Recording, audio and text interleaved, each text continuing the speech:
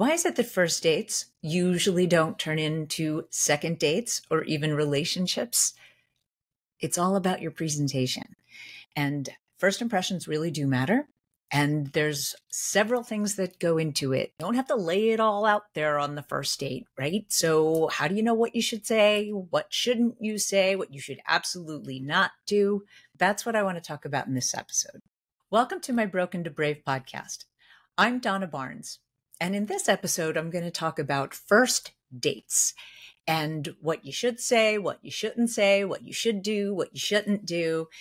I get those questions frequently. And someone left a comment under my last video, which, by the way, leave your comments. Tell me what you think. Tell me what you want me to talk about. I'm making these episodes about what I think most of my clients talk to me about and what I think you would like to hear. So yeah, first dates can be really stressful, but they don't have to be. A first date is simply just trying to inspire someone to want to get to know you better. But unfortunately, most first dates don't turn into second dates because you weren't interesting enough, or you weren't desirable or attractive enough to entice the other person to want to get to know you better. The way you present yourself before you even open your mouth is very important. You know, every girl's crazy about a sharp-dressed man. I think that's exceptionally true. Showered, well-groomed, clean fingernails, ladies have a manicure, is all little things that can be a huge turnoff if you've not paid attention to it. When you're getting dressed to go out on a date, put some thought into it because your lady will. And I think that's a nice thing too. If she looks nice, tell her that. A genuine compliment is an excellent way to start a date. Not some contrived line, not something that you thought about before you saw her. Just when you look at her, if she looks great, tell her that. Tell her something specific about it. If she's wearing a really pretty dress that makes her eyes look great, tell her that. Not in a way that seems contrived or rehearsed or planned, but just out of a genuine, you looked at her, you thought it, so you said it, I think is always very effective. And first impressions matter. They really do. It's really hard to overcome a really bad first impression. They're not going to hang around long enough to get to know you better if you've now already done something that really turned them off. As far as conversation goes, less is more. You don't have to lay your whole life story out, because if you're never going to see the person again, you don't have to tell them your whole life story. And you don't know that you're going to see them again until you get into a second or third date, which is where deeper, darker stories belong. And if someone asks a question that has a long story to it, then you can succinctly give them an overview and maybe say something to the effect of, well, yeah, if we get to know each other better, I'll tell you more about that. Try to keep it lighter on the first date. On a first date, you're really just trying to see if you want to spend more time together. We're all looking for our best friend, right? The best relationships are when your partner is your first person that you want to talk to about everything and that you want to do everything with. So when you're just getting to meet somebody, it's about how easy do you communicate. I do find that when you really connect with somebody, there's no time limit on a date. Some people ask me, you're not supposed to spend 2 hours, right? You're not supposed to spend more than 2 hours. It's like, there's no rule. There's really no rule at all. If you're having a great time together, continue to have a great time together. The date can last all night if you want it to. It's not about how long you spend together. It's about the quality of the time. Because if you're having a great time together and then all of a sudden you're like, oh, it's been 2 hours, I need to go. They think, maybe you're meeting another person, or really that you're just not interested in them. And that can cause them to not be. Look, I mean, studies show that when you know that someone's interested in you, it makes you more interested in them. So don't give off to your date that you're not interested, because that can backfire too. That can go the other way. So he or she might be really liking you and then feels that you're not really into her or him. And then they're not going to call again. So, or they're not going to want to see you again. So I think be careful that you're not sending the wrong message with your body language. Rules, I think, are not helpful in dating. So what are the kind of things that you should talk about on a first date? What's important to you? What do you like to do? What are the things that you do on the weekends. Where, are you a music lover? What kind of music do you listen to? Or do you love the movies? What kind of movies do you watch? But don't tell plots of movies, right? Like people that say, oh, I saw the greatest movie and then want to tell you all about it. It's like, no, you can recommend the movie, but like, don't tell the whole story. What that actually says is that you really don't have that much else to talk about. You're watching movies and that's all you have to talk about, right? Like your date doesn't want to know about the movie you saw. They want to know more about who you are. That's the whole thing. We all do what we want to do. We all hang out with the people that we want to hang out with. And if we have a good time with somebody, we're more likely to want to get together with them again, right? So the best way to get a second date is to be fun on the first date, which means get out of your head, which being in your head, evaluating what you want to say or what you just said, or whether your date likes you or anything at all that you're retreating into your thoughts, you're sending a message to your date that you don't like them or that you're not interested in them. You're just all involved in yourself, right? So make sure that you put your attention on your date and try to stay out of your head, right? Like if you have to, think about a few things that you could talk about before you go out.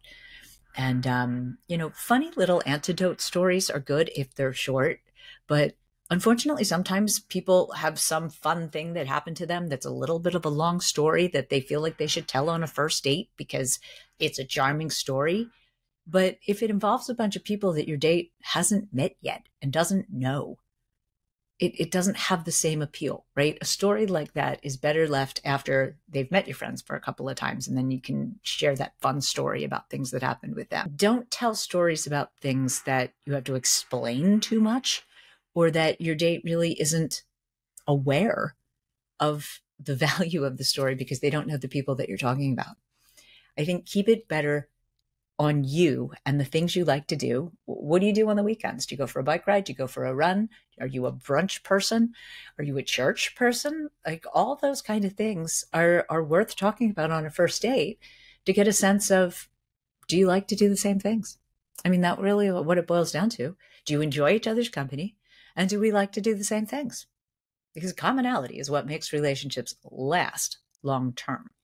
And you don't have to like to do all the same things, but it's helpful if you have enough in common that you can do things together.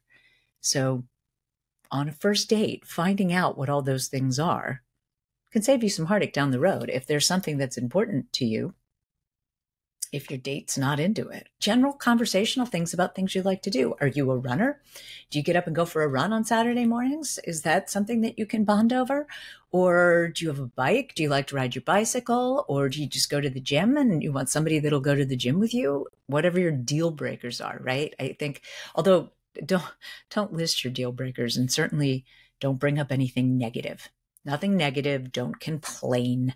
Don't be a blamer. Put your best foot forward, right? Just be charming and flirt, make eye contact and lean into your date a little bit, and don't be creepy about it. If you're leaning in and your date's moving back, like take that note and don't make your date uncomfortable by being too much in their personal space. Really listening and hearing what your date is saying is very attractive. Unfortunately, we all get a little too self-conscious sometimes, and we're in our own head thinking about what we want to say next. Or if we just said something, we're evaluating. Did that sound okay?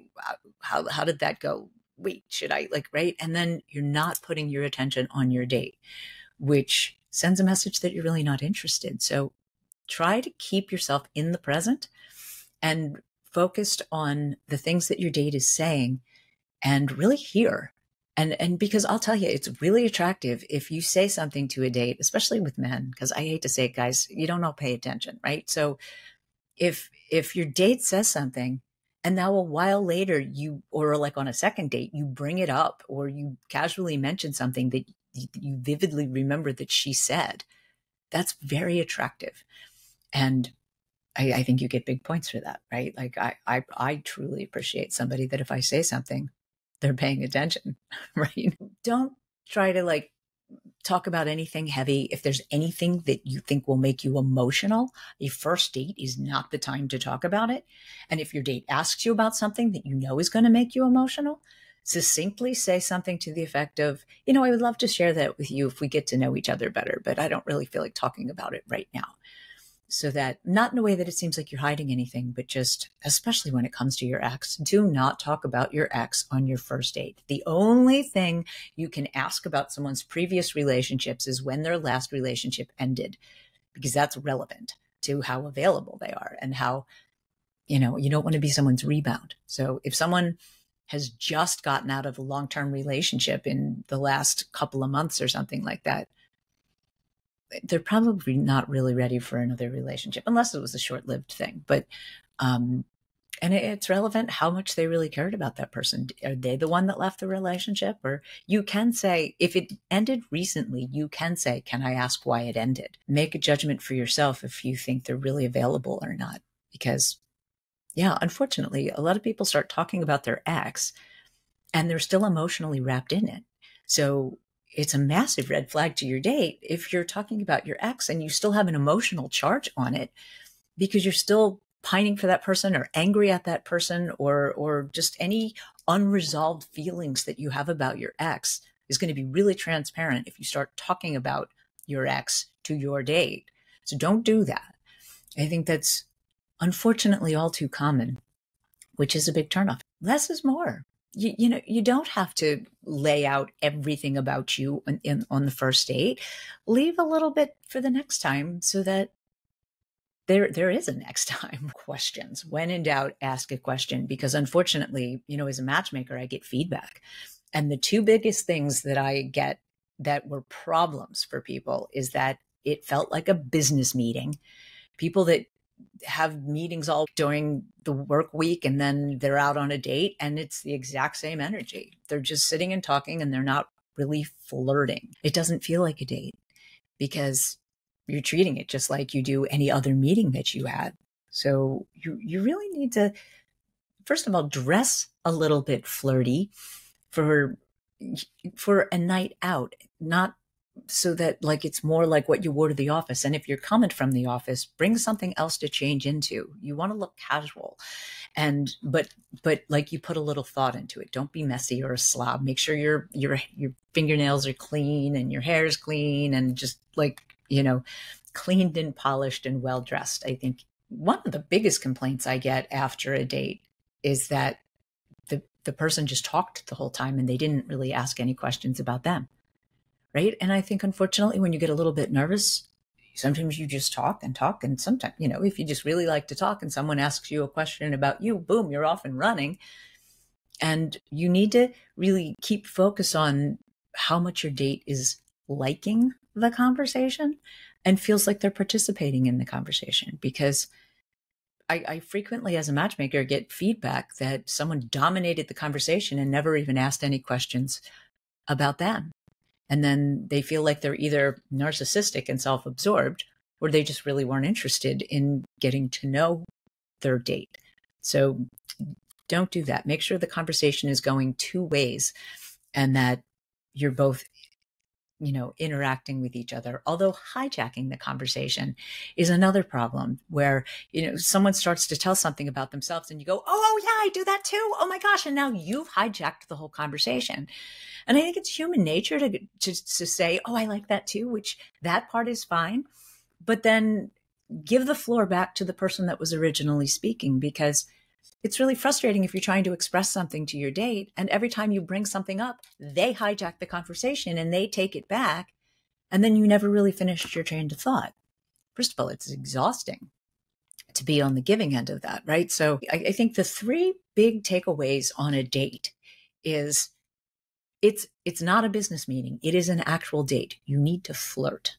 You need to make eye contact. You need to be maybe a little bit leaned in, a little bit flirty. It's really, if they say something funny, you can lightly touch their shoulder or something, or just get in their personal space, not in a creepy way, because that's bad too. Like if sometimes, especially a man to a woman, I've unfortunately had that where he's just so attracted to me that he just kind of starts getting a little too touchy feely, where I'm kind of going, wow, I don't even know you yet. Right. So make sure that you're appropriately flirting and that it's being receptive.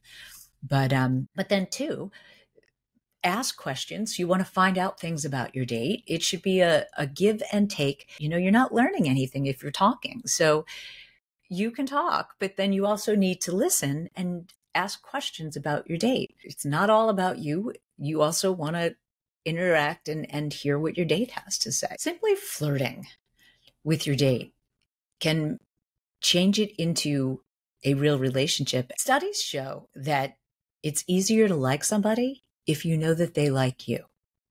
So if you're liking your date, let them know.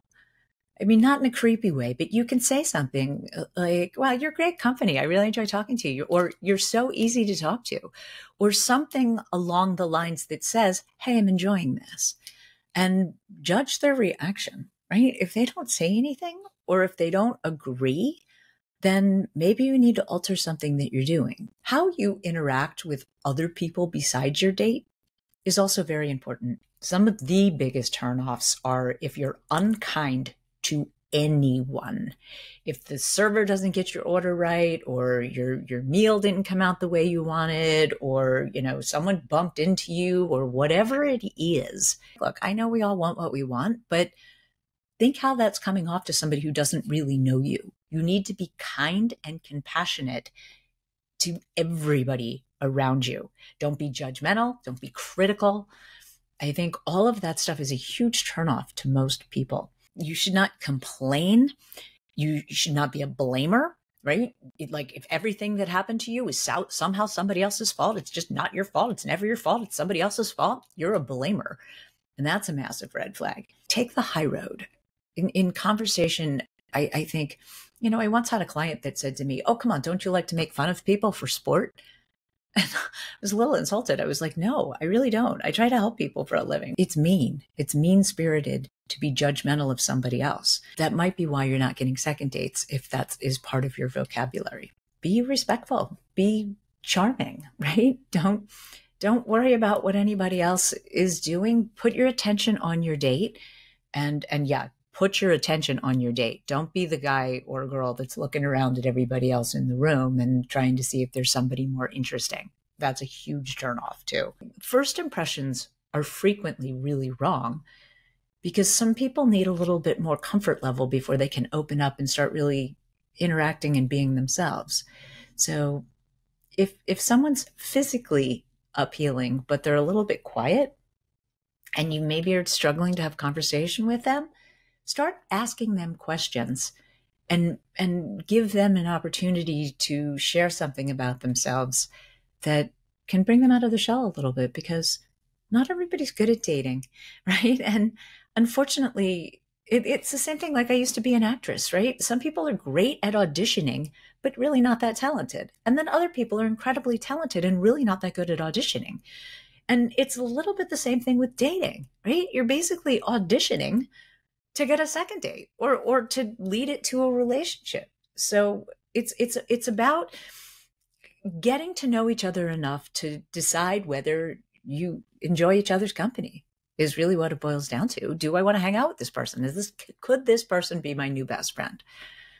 Because that's all what we're looking for, right? We all want our best friend that we can't keep our hands off of. It starts with the best friend part. And really having commonality and talking about things that you like to do and places that you like to go, food you enjoy, all sorts of just kind of surface level, like not like talking about the weather, but talking about what you like to do on the weekends and things of that nature are perfect first date conversation. I hope, nowadays everybody meets in some way that vets them or not. So if your clock's ticking and you really want to have children, whether you're a man or a woman, I think you need to get that out of the way before you start a date, before you agree to a date, so that you're not talking about that on the date, because, goals, it's a big piece of commonality and that you both want the same things. So why do you even want to go out with somebody and find out that you really like them if they absolutely don't want children, if that's something that you really want? So I do think it's appropriate before you accept a date to find out what they're looking for. Are they just out of a big relationship, or they're just in the middle of a divorce and they're like, I'm not getting married again anytime soon? But meanwhile, you're really looking to find your person to get married.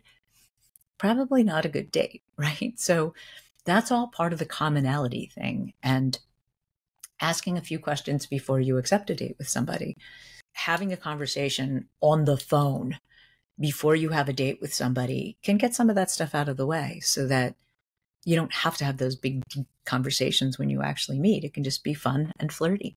Flirty is the biggest piece of it, to really engage with them and let them know that you're interested, that you're engaged with what they're saying. So leave me your comments, send me your questions. I would love to make videos about things that you want to hear about. So in my next podcast, I think I'm going to talk about no ego dating, taking your ego out of it, because we all think we know what somebody else is thinking or wanting or feeling, and we usually don't. And by deciding for somebody else, we usually get it wrong. So watch out for my next podcast on ego-less dating. Leave me your questions, and I love to hear your comments. I'd love to hear what you think. Do you agree with me? Do you not agree with me? Do you want to talk about something else? I'm all ears. Well, thanks for listening, and I'll see you next time.